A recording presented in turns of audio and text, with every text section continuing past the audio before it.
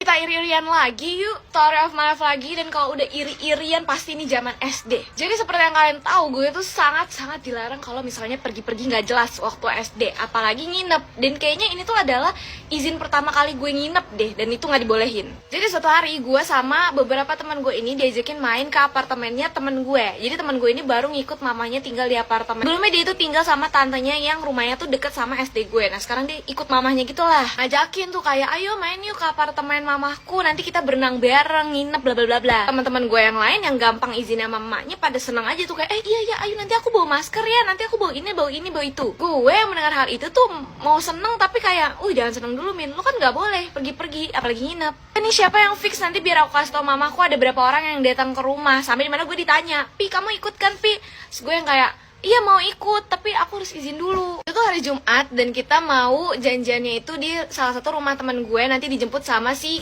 mamanya teman gue ini. Dari Sabtu pagi ya kan, otomatis gue cuma punya waktu itu dari pulang sekolah sampai besok pagi untuk izin. Pulang sekolah gue gak langsung izin, soalnya gue mau merangkai kata dulu biar bisa diizinin dan juga mengumpulkan niat. Karena kayak takut gue. Sampai dimana akhirnya gue izinnya besok pagi, ya alias di Sabtu pagi itu juga sebenarnya kalau nggak karena disamperin teman-teman gue, jadi mereka tuh pada nyamperin ke rumah gue dan bilang ayo Pi ikut kan.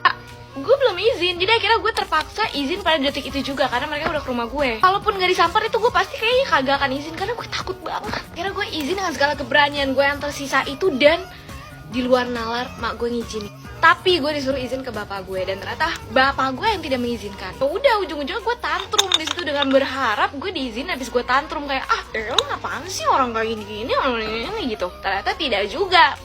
Tetap nggak diizinin. Akhirnya lo tau apa, karena gue ngerasa malu kalau misalnya gue bilang gue nggak diizinin gitu. Gue bilang ke mereka kalian duluan aja ya, soalnya aku masih nunggu bapak aku buat minta izin. Nanti kalau udah diizinin aku nyusul. Terus ya udah mereka akhirnya pulang, dan setengah jam dari mereka pulang itu gue SMS temen gue bilang nggak bisa karena gue mau ke rumah saudara, padahal emang nggak dibolehin.